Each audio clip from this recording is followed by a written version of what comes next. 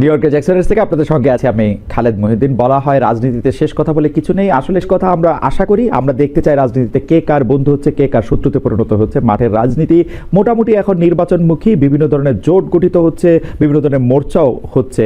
তবে এই রাজনীতির এই মোর্চা বা নির্বাচনী আবহাওয়ায় প্রবেশ করার ক্ষেত্রেও নির্বাচন নিয়ে অনেকের মধ্যেই রয়েছে সংশয়। এইসব নিয়ে কথা বলার জন্য আজ আমাদের সঙ্গে রয়েছেন জামায়াত ইসলামের আমির ডক্টর শফিকুর রহমান আমাদের সঙ্গে আজকে আছেন।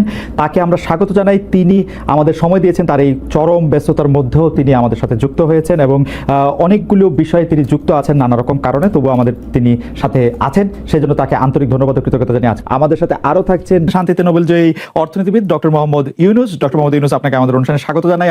আমরা আপনাকে খুব ধন্যবাদ জানাই আমাদেরকে সময় দেওয়ার জন্য। Thank you so much sir. আমি সরাসরি প্রশ্নে চলে আসি যে প্রফেসর ইউনুস, আপনি সাধারণত সাক্ষাৎকার দিতে চান না। অনেকে বলে থাকেন দেশি গণমাধ্যমে কথা বলতে আপনি স্বাচ্ছন্দ্য বোধ করেন না। এর কারণ হিসেবে কেউ কেউ বলেন আপনি প্রশ্নের মুখোমুখি হতে হয়তো পছন্দ করেন না, আবার কেউ কেউ বলেন কিছু না বলেও আপনি যে দুর্যোগের মধ্যে আছেন, বললে না জানি কি হতো। আপনার মন্তব্য একটু শুনতে চাই। বিপদের সম্মুখীন হবো, আমি শুধু বিপদ থেকে দূরে থাকার জন্য এটা করছি, কারণ আমি চারদিকে বিপদের মধ্যে আছি। কাজে কথা না বলা এটা একটা নিজেকে রক্ষা করার একটা সুবিধা আর কি। যত কম বলা যায় ততই হয়তো ঝামেলা থেকে বাঁচবো। সম্পূরক প্রশ্ন করতেই হয়, নিজেকে কতটা রক্ষা করতে পারলেন প্রফেসর ইউনুস? পারলাম না তো, এত তো খালি খালি বাড়ছে। এখন তো বড় কঠিন অবস্থার মধ্যে পড়ে গেছি। কিছুদিন আগে হয়তো খবর পেয়েছে এই মাসের মধ্যেই যে 12 তারিখে যে ঘটনা ঘটলো, যে আমাদের অফিসের মধ্যে ঢুকে গেল লোকজন, ঢুকে বললো যে এটা আমরা এখন দখল করলাম, এর থেকে আমরা চালাবো। এটা কি ধরনের আবদারি কথা! আমরা পুলিশের কাছে গেলাম, বললো যে আমরা এই ব্যাপারে কিছু করতে পারবো না। কাজেই তারাও কিছু করলো না। তো আমরা যাবোটা কোথায়? পুলিশও কিছু করবে না, ওরাও জবর দখল করার জন্য ছুটে আসবে, আমাদের আইন কানুন কিছুই মানবে না। আর আমাদের একটা প্যানিক সৃষ্টি করলো আমাদের পুরো অফিসের মধ্যে। যত লোকজন আছে, বিশেষ করে মহিলা সহকর্মী যারা আছে, তারা খুবই ভীত সন্ত্রস্ত হয়ে গেল যে কি কারবার, কি হলো এটা। কাজে সমস্যা পরিমাণ বাড়ছে, কমছে না। সমস্যা পরিমাণ বাড়ছে, কমছে না। আমি একটু পিছনে আদালতে আপনার বিরুদ্ধে রায় ঘোষণার পরে আপনি একটা প্রতিক্রিয়া দিয়েছিলেন। সেই প্রতিক্রিয়া আপনি বলেছিলেন যে বাংলাদেশের একটি কথায় আপনি এরকম বলেছেন যে বাংলাদেশের প্রতিটি নাগরিককে অন্যায়ের বিরুদ্ধে এবং গণতন্ত্র এবং মানবাধিকারের পক্ষে এক কণ্ঠে কথা বলার আহ্বান জানায়। অনেকে এইটাকে দেখছেন হচ্ছে এরকম করে যে আপনি গণতন্ত্রের পক্ষে লড়াইয়ে সামিল হতে বলছেন। প্রশ্ন কেউ কেউ করছেন, প্রশ্ন উঠছে, আপনি কি এইসব মামলা মোকদ্দমা থেকে মুক্তি পেতে এই সরকারেরই পরিবর্তন চাইছেন? খালেদ, তুমি কি গণতন্ত্রের বিরুদ্ধে নাকি? হঠাৎ এটা নিয়ে তো গণতন্ত্রের কথা বললাম আমার জন্য তুমি তো বলে তুমি বলছো যে আমিও তো আছি, কাজে আমাকে পৃথকভাবে বলতে হচ্ছে কেন? আমরা সেটাই বলতেছি। কাজে আমরা কেউ গণতন্ত্রের বিপক্ষে না, সবাইকে স্মরণ করিয়ে দেওয়া যে আমরা সবাই গণতন্ত্রের পক্ষে, মানবাধিকারের পক্ষে, আমরা ন্যায় নীতির পক্ষে, রুল অফ লর পক্ষে। এগুলো না থাকলে জাতি হিসেবে আমরা টিকে থাকবো না তো। কাজে যখনই মনে হচ্ছে যেগুলো এখন ফরেন ওয়ার্ডস হয়ে গেছে, তাতে মনে হবে যে আমাদের সমাজ হিসেবে আমাদের দায়িত্ববোধ অনেক বেড়ে গেল। এগুলোকে প্রতিষ্ঠিত করা, সোচ্চার করা, মুখ ফুটে বলা, এটা সবাইকে বলতে হবে, মুখ ফুটে বলতে হবে। আমার বিরুদ্ধে অভিযোগ হলে আমি বলছি না বলে আপনি বলছেন না কেন? একবার বলে এখন তোমার প্রশ্নের সম্মুখীন হয়ে গেলাম। অনেকে বলছে না, আপনি তো শতবার শতমুখে গণতন্ত্রের কথাই বলবেন, আমাদের সবারই বলা উচিত। কিন্তু প্রশ্নটা এমন ভাবে তোলা হচ্ছে যে আপনি আসলে আপনার রায় ঘোষণার পর আপনি বলছেন গণতন্ত্রের কথা, মানবাধিকারের কথা। অনেকে বলছেন যে এই কথা কি আসলে যেহেতু ব্যাপারটা আপনার উপরে আসলো তখনই আপনি আসলে বললেন কিনা, নাকি আপনি আসলে বলতে চান না, আপনি আগে যেরকম বলছেন? হতে পারে, মুখ যখন বন্ধ থাকে কোনো কথাই বলা হয় না। এখন যখন মুখ খোলার সুযোগ হয়েছে, সামনে ক্যামেরা নিয়ে দাঁড়িয়ে আছে, মাইক্রোফোন দিয়ে দাঁড়িয়ে আছে, কথা বলছি, কাজে মনের কথাটা বললাম আর কি। যেটা মনে ছিল বলা হচ্ছিল না সেটা বললাম। এটা আমার ধারণা এটা সবারই মনের কথা, সেটাকে প্রকাশ করার তারাও চায় যে তারা বলুক। আমি বললে তাদের মনে সাহস আসে যে উনি বলছেন যখন আমরা বলতে পারবো।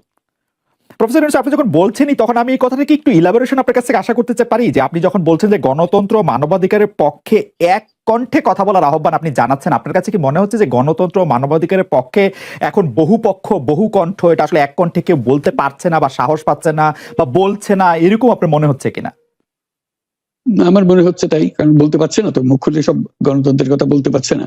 কাজে সেটা বলা এক বাক্যে বলা, পরিষ্কার কণ্ঠে বলা, এটা আমাদের সবার দায়িত্ব, তো জাতীয় দায়িত্বটা, যে না হলে গণতন্ত্র বলে কিছু থাকবে না আমাদের জন্য, আদৌ গণতন্ত্র বলে কিছু থাকবে না।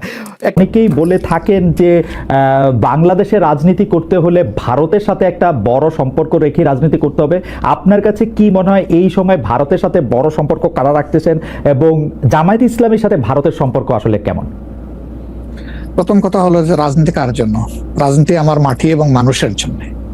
সুতরাং আমার সম্পর্কটা হবে জনগণের সাথে, আমার সম্পর্ক হবে আমার মাটির সাথে। এটা আমার 1 নম্বর প্রায়োরিটি।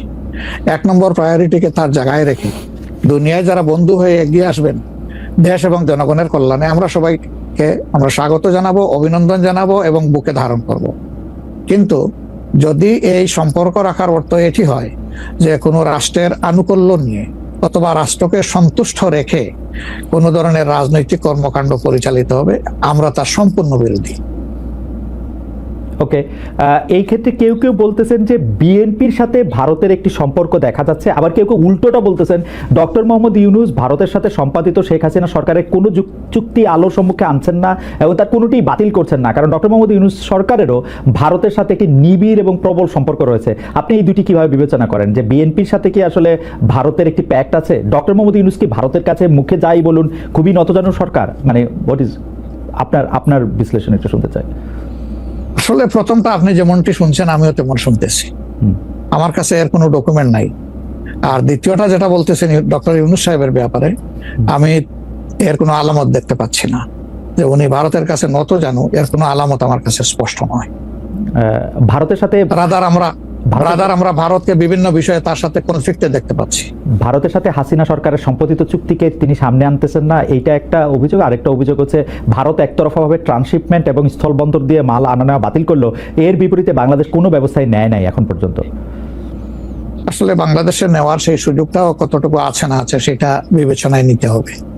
2 নম্বর হচ্ছে যে ইউনূস সরকার এখন দায়িত্বে আছেন, আমি ক্ষমতায় বলবো না, এই দেশের জনগণই তাকে দায়িত্ব দিয়েছে, উনি দায়িত্বে আছেন। উনি দায়িত্বে আসার পরে এটা ঠিক যে ভারত বলেছে নির্বাচিত সরকার আসলে তারা দেশকে সহযোগিতা করবে, তা এখানে কি বার্তা দেওয়া হলো তাহলে? সুতরাং এটা কোনোভাবেই টিকে না বিষয়টা। আর এই সরকারের অনেকগুলা প্রায়োরিটি আছে। চুক্তি সম্পাদন হয়েছে 2টা মানে সরকারের মধ্যে ইতিপূর্বে।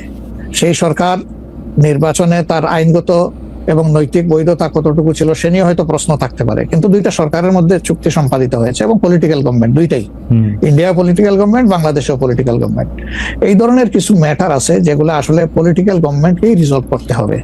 যেমন কিছুদিন আগে আপনারা মানবিক করিডোর নামে একটা বিষয়ের কথা শুনেছেন, আমরা কিন্তু A to Z বলেছি নো, এটাই সরকারের ফাংশন হওয়া উচিত।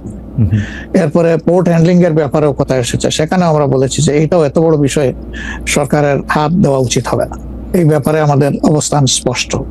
সুতরাং তারা আরো যে প্রায়োরিটি গুলো আছে, বিশেষ করে কিছু বেসিক রিফরমেশন না করলে আগামীতে একটা গুড গভর্নেন্সের জন্য একটা গুড সরকার গঠন করা সম্ভব হবে না, একটা ভালো ইলেকশন হবে না, এই বিষয়গুলোকেই এখন মূলত প্রাধান্য দেওয়া হচ্ছে। দুটি বিষয়, রাষ্ট্রের 2টি স্তম্ভ সম্পর্কে আপনাকে প্রশ্ন করব। আপনি এখন এই মুহূর্তে বা গত 10 মাস 11 মাসের ডক্টর ইউনূস সরকারের শাসনে আপনার কাছে বিচার বিভাগকে যথেষ্ট স্বাধীন এবং সকর্মক মনে হয় কিনা? আরেকটি বিষয় ফ্রিডম অফ প্রেস। আমি যথেষ্ট স্বাধীন মনে করি না।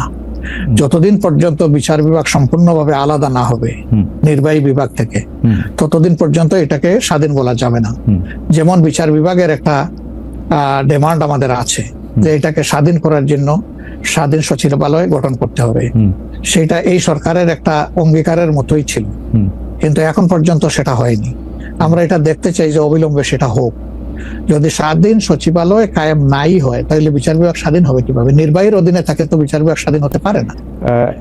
এমনিতে আমরা সারা দেশে যে বিচার আদালতগুলি দেখি বা আমাদের যে আপিল আদালত অর্থাৎ হাইকোর্ট বিভাগ এবং আপিল ডিভিশন যে রায়গুলি এই পর্যন্ত দিয়েছে বা দিচ্ছে, আপনার সাথে তো সারা বাংলাদেশের সবাই কানেক্টেড, আপনার কাছে কি মনে হয় যে তারা স্বাধীনভাবে কাজ করতে পারছে, নাকি নির্বাহী বিভাগ আওয়ামী লীগ সরকারের মতোই বা পূর্ববর্তী অন্য রাজনৈতিক সরকারের মতোই প্রভাব বিস্তার করেই চলছে?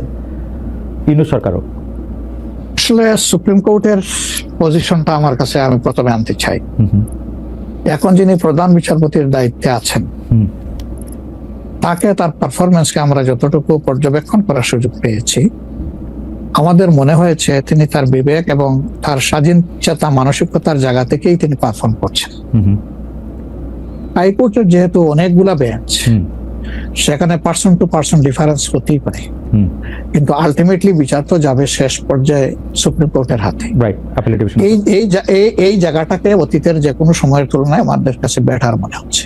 আপাতত, ভবিষ্যতে তারা কি করবেন সেটা এখনই অগ্রিম বলা যাচ্ছে না। ওকে, আর বিচার আদালতের প্রশ্নে মানে জজ এন্ড সেশনস কোর্ট যেগুলি, ডিস্ট্রিক্ট জজ এন্ড সেশনস কোর্ট যেগুলি আছে 64টা জেলা এবং অন্যান্য ট্রাইব্যুনালগুলি, তারা কি স্বাধীনভাবে কাজ করতে পারছে? আমাদের কাছে যতটুকু ইনফরমেশন, সব জায়গায় তারা স্বাধীনভাবে কাজ করতে পারছেন না, বিভিন্ন আনডিউ প্রেসার তাদের উপরে আছে। এটা কি নির্বাহী বিভাগের উপর থেকে, নাকি এটা জামাত ইসলামী প্রেসারটা দিচ্ছে, বা বিএনপি প্রেসারটা দিচ্ছে, বা এনসিপি প্রেসারটা দিচ্ছে? আমরা তো কোনো প্রেসারের পক্ষে নাই। আমরা always in favour of fair justice. আমরা আনফেয়ার কোনো জাস্টিস চাই না, আমরা চাই ফেয়ার জাস্টিস।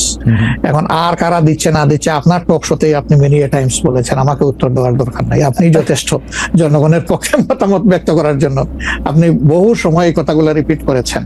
আমরা কিন্তু এর পক্ষে নাই, এবং আমাদের বিরুদ্ধে এই ধরনের কোনো কমপ্লেইন কোথাও নেই।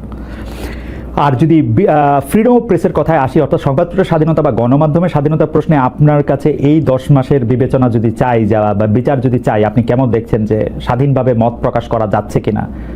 মানে সংখ্যা যারা সংখ্যায় কম তারাও তাদের মতামত দিতে পারছে কিনা? জি না, সেটা আমি আসতেছি।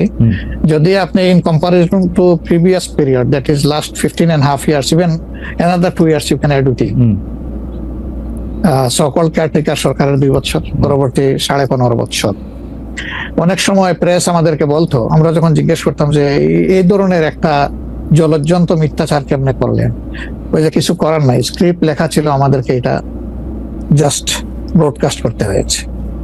এখন সেই পরিস্থিতি এরকম নাই বলে আমাদের কাছে মনে হয়। তারপরেও আমরা প্রেসের কাছ থেকে বিভিন্ন সময় শুনি তাদের কিছু কনসার্নের জায়গা এখনো বিদ্যমান। কেউ কেউ এখনো তাদের উপরে আনডিউ প্রেসার দিয়ে থাকেন, এটা করতে পারবেন, এটা করতে পারবেন না। এটা যদি থাকে, একটা মিনিমাম রেঞ্জেও থাকে, তাহলে তো আমরা কমপ্লিট ফ্রিডম অফ স্পিচ বলতে পারছি না, ফ্রিডম অফ এক্সপ্রেশন আমরা বলতে পারছি না। এটা কিছুটা যে এখনো প্রিভেল করছে, এটা আমরা অনুভব করি। তবে আমরা ফিল করি যে প্রেসকে তাদের মতোই রোল প্লে করতে দেওয়া উচিত। আর প্রেসের কাছেও আমাদের প্রত্যাশা, তারা যেন সাদাকে সাদাই বলেন, সাদাকে অন্তত ধূসর বানাবেন না, এবং কালোকেও তারা মানে সার্ফ এক্সেল দিয়ে সাদা বানাবেন না।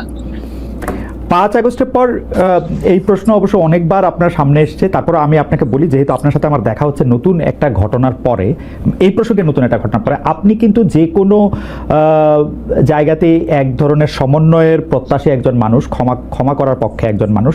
আপনি সর্বশেষ যে আওয়ামী লীগের রাজনীতি নিষিদ্ধ করা হলো এবং দলকে আসলে তার সকল কার্যক্রম নিষিদ্ধ করা হলো, এইটা নিয়ে আমরা দেখেছি যে আপনার দলকে যারা সমর্থন করেন তারাও সেই নিষিদ্ধের দাবি করেছেন। কিন্তু আমি আপনার পার্সোনাল মতামত জানতে চাই যে আপনি এটা আসলে লাইক করেছেন কিনা, বা আপনি এটা পছন্দ করেছেন কিনা, বা আপনার যদি একক ক্ষমতা নেওয়ার মানে সিদ্ধান্ত নেওয়ার, আপনি আপনার একক সিদ্ধান্ত প্রয়োগ করতেন, তাহলে আপনি এটা করতেন কিনা?